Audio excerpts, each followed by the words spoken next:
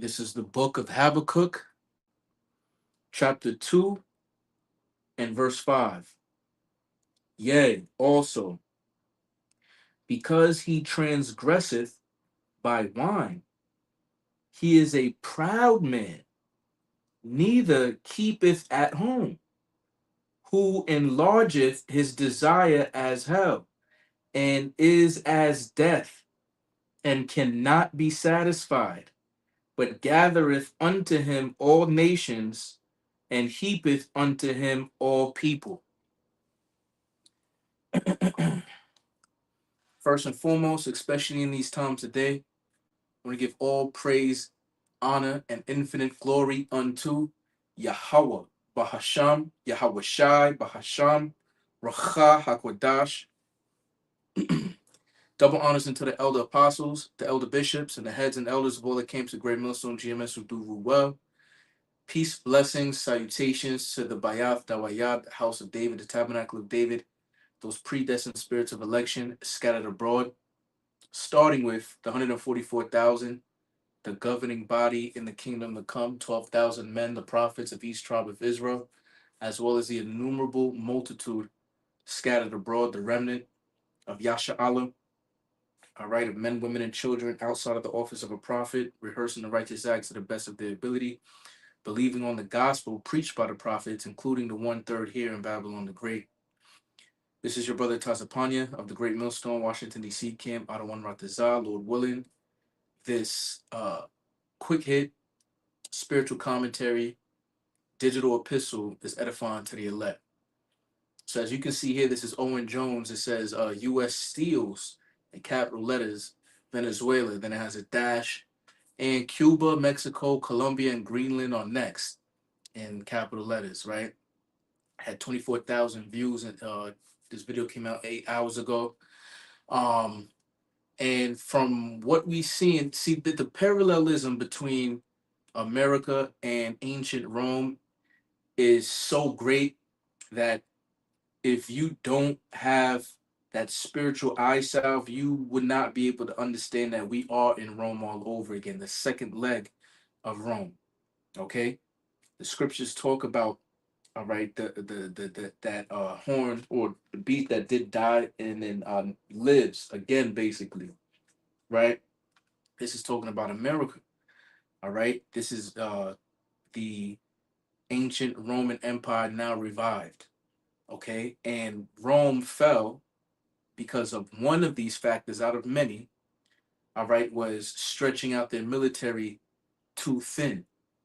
Okay, so all of these um, colonizing military escapades and inquisitions is just allowing them to spend exuberantly, right, and not being able to handle true threats, uh, domestic and foreign, and specifically domestic. All right, because while all of that else is going on, there is a lot of things going behind the scenes. Now, all wars are bankers' wars. Okay, which bankers? The international banking families. All right, their true nationality. All right, because these truthers will call them the elite, the deep state, the cabal, Illuminati, um, whatever, and not put a nationality, what they would call race, but race is nothing but a social political construct that came about some 500 years ago. All right. They are the Edomites, specifically the head tribe of the nation of Edom, which would be the Amalekites. Okay. And they're the ones that finance both sides of these things for them to have more domination, more control, and to push their agenda. So without further ado, I'm gonna let this play. We're gonna get some scriptures that are gonna prove why I started out with Habakkuk chapter 2 and verse 5, because he neither keepeth at home, man. This was the guy talking about Nero 47, the king of Babylon, the fierce king and the cruel Lord, pursuing to Isaiah chapter 19, okay, that says, "Oh, we're gonna end all of these endless wars and things of that nature." But what is he doing? See, that's why the scriptures say, let's get that. I have to. The spirit just jumped on me in the book of Psalms. Let's go to the book of Psalms. All right. Because see, the scriptures give you an answer for everything. If you been given a gift of faith through the Holy Spirit. Let's get Psalms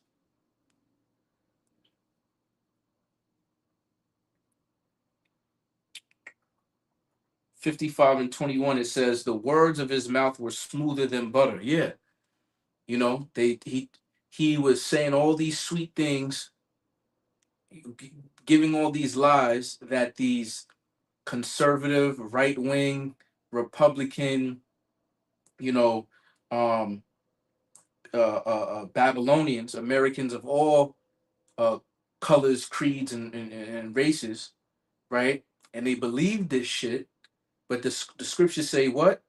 But war was in his heart. So this was always in it because the heart is mind, which is in the Hebrew is lab, which means your mind in the Hebrew. Okay.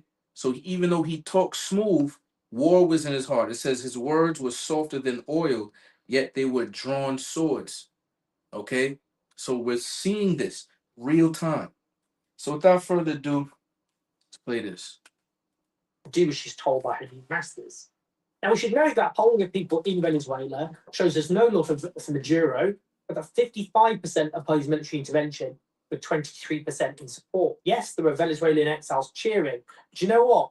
I was in Baghdad a few months ago, and I met some Iraqis who were cheering at the start when Saddam Hussein fell. I'll tell you this for nothing. They're not cheering anymore. This isn't going to stop at Venezuela. No. Listen to what Trump has to say about the left-wing, democratically elected Colombian President Gustavo Petro. Mr. President, Colombian President Gustavo Petro, a couple weeks ago, he said he's got to watch his ass.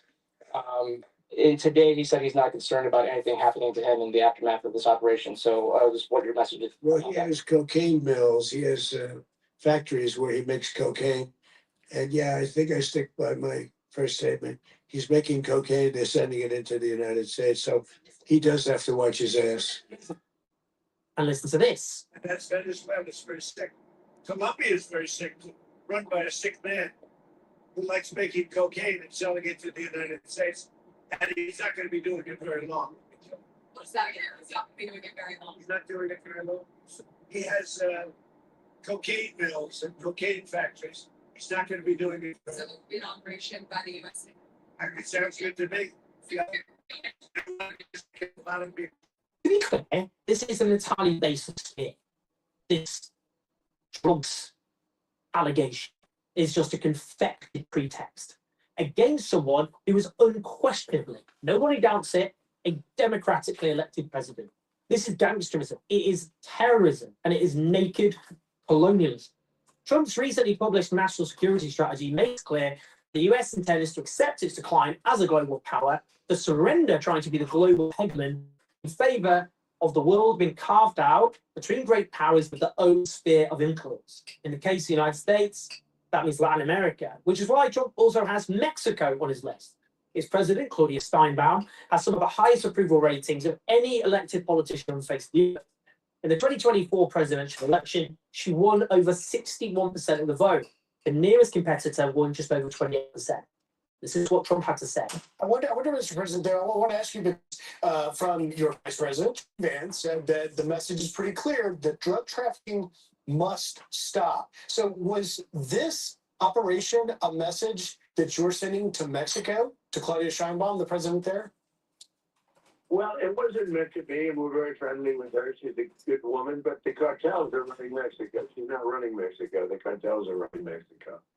And we could be politically correct and be nice and say, oh, yes, she is. No, she's very, very frightened of the cartels that are running Mexico. And I've asked her numerous times, would you like us to take out the cartels? No, Mr. President. No, please. So we have to do something because we lost. The real number is 300,000 people, in my opinion. I'd like to say 100,000. 100,000 is a lot of people, but the real number is 300,000 people. And We lost it to drugs, and they come in through the southern border, mostly the southern border. Plenty come in through Canada too, by the way, in case you don't know. But they come in through the southern border, and something's going to have to be done with Mexico. Again, using drugs to make a pretext to launch an assault on Mexico. And then there's Cuba, a long-standing ambition of the US, which has placed that country under embargo for well over 6 decades. Listen to what Trump has to say. You know, one of the things that is happening, I think you see it all the time. Howard, you've seen it. That Cuba is ready to fall. You know? Yes. Cuba looks like it's ready to fall. I don't know how they get there.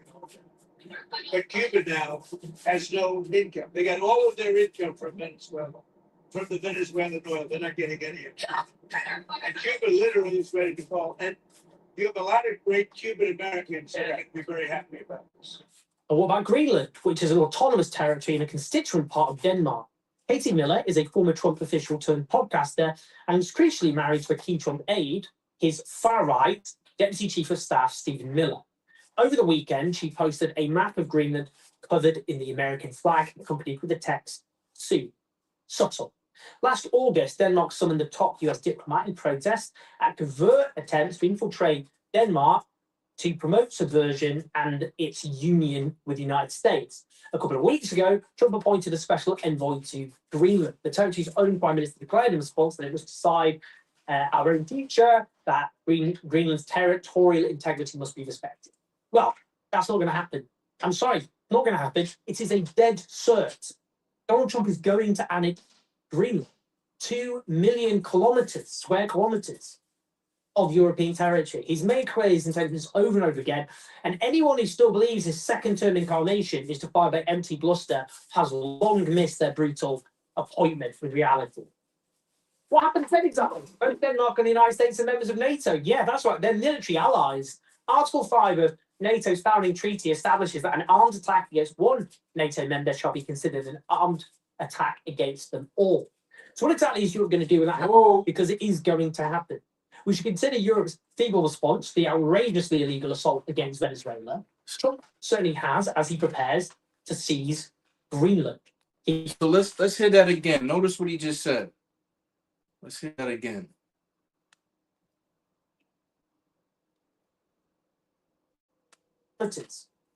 Of European territory. He's made clear his intentions over and over again, and anyone who still believes his second-term incarnation is defined by empty bluster has long missed their brutal appointment with reality. What happens then exactly? Both Denmark and the United States are members of NATO. Yeah, that's right. They're military allies. Article 5 of NATO's founding treaty establishes that an armed attack against one NATO member shall be considered an armed attack against them all. So what exactly is Europe going to do when that happens? Because it is going to happen. We should consider Europe's... So, you can't make this shit up, bro. So notice how this is, and Elder Pastor Hart just did a video today asking the chat, what is GMS take on Revelation 17:16? We about to read it here. So this Edomite just said that Denmark, which is a constituent of Greenland, I would have to do a little bit more research. I don't know if it's a territory or whatever it is of Denmark, but Denmark is a NATO nation, right? And according to Article 5, right, you attack one, you attack all, even though America is part of NATO. And Denmark said, yo, Greenland is not for sale because Nero wants Greenland for supposedly national security reasons because the polar ice caps up there is melting, and it is a geopolitical strategic location, most likely because of either Russia and things of that nature, right? Now he just said like, yo, what is Europe going to do? Now notice he named NATO and then Europe. Europe is basically consisted of what? The European Union. So when Revelation 17:16, which I'm about to read now, says when the Lord says something, his word does not go out void, man. This is Revelation chapter 17, verse 16, and it says, and the 10 horns what are the 10 horns? First of all, we got to define horn. Horn in the scriptures, all right, majority of the time represent power, okay? Represents power, right? And these horns are 10 kings, or should we say kingdoms, okay? In reference to the European Union, okay?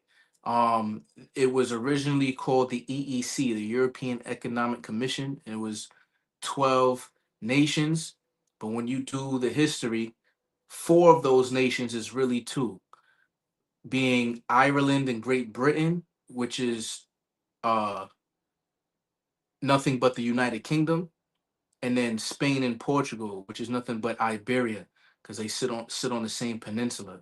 It was at one point in time the same nation. So it was really 10. Okay, so when it says in the 10 horns, it's talking about the EU, which was formerly the EEC, which is the financial bloc of the Edomite power structure. It says of the beast. It says, and the 10 horns which thou sawest upon the beast would be the ancient Roman Empire, which is now known and revived to be NATO, the North Atlantic Treaty Organization, basically the military bloc. Okay, all these nations that have nuclear weapons, all right, that came together to try to basically defend Edomite supremacy. It says, these shall hate the whore. The whore is what? Is the mystery Babylon the Great that John the Revelator saw on the island of Patmos, that would sit on top of the beast. So what does that mean? Babylon is America, pursuing the prophecy. And if you are on top of a beast, you control that beast. So America controls NATO, okay? And the EU, because the horns is on the beast. Okay, it says, and shall make her desolate. So they're going to hate the whore. So notice what he's just saying. You doing something like this, trying to take over and make everything America. We're seeing these things play out in front of our eyes, man. The scriptures, the prophecies is popping off the pages. It says, and shall make her desolate and naked, and shall eat her flesh and burn her with fire, which is all a metaphor and a symbolic for the European Union and these NATO nations having their nuclear arsenal being shot off at their former ally, which is America.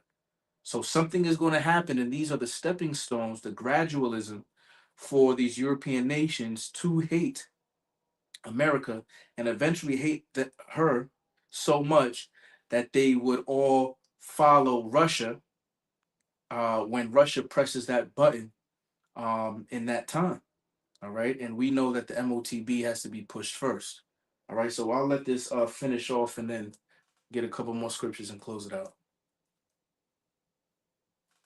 Feeble response to the outrageously illegal assault against Venezuela. Trump certainly has, as he prepares to seize Greenland. He can see how weak Europe is. Expect an utterly craven response from Europe when it does, but the truth will be impossible to deny, which is that NATO and the European American military alliance will be forever dead, even if that will take a while to be properly understood. This is naked colonialism. This is a declining global hegemon which is seeking to retrench its power in its own sphere of influence. A naked grab of resources. This is all about domination on behalf of big business. You don't have to be a leftist or a conspiracy theorist or anything. You just have to listen to Donald Trump. It's all out in the open. And it's not going to stop externally. This is completely linked to his assault on the already deeply flawed American democracy. And expect an escalating assault on that this year. Nice midterms you've got there. Shame if something happened to them. And I would also add, if I was in Canada, which is also added to his list, I'd be pretty nervous. Because what Donald Trump says, he means. That's what the second term should tell us. It's not the first term when he made an accommodation with the traditional Republican establishment on the basis that he can sound off and just do their agenda of tax cuts and deregulation and all the rest. He means it. This is real. And we're in for a very, very dark 2026. but we've got to start thinking about how we fight back. Because as we can see from the European leadership, including the Labour government, which is just bend over backwards to be the poodle of the United States, we're not going to get a response from our current leaders. They have to be replaced by leaders who are prepared to fight. Please like and subscribe. Leave your thoughts and comments to help us take on the dire media ecosystem of the country. Patreon.com/those84. As I keep saying, no, I think it's more than something. All right. So as you can see, man, you know, this devil, he's not playing. And it speaks about that. Let's go to Revelation 12:12, famous scripture. This one is going to be coming out a lot more. I could feel through the spirit. Revelation 12:12, therefore rejoice ye heavens, and ye that dwell in them. Woe to the inhabitants of the earth and of the sea. See, so this is the whole, so Venezuela, Cuba, Mexico, Colombia, Greenland, Iran, and who knows where else. And of the sea, for the devil, that's the so-called white man. Devil in the Greek is diablos, which means false accuser or deceiver, right? So this is the physical counterpart of the spiritual demon Satan.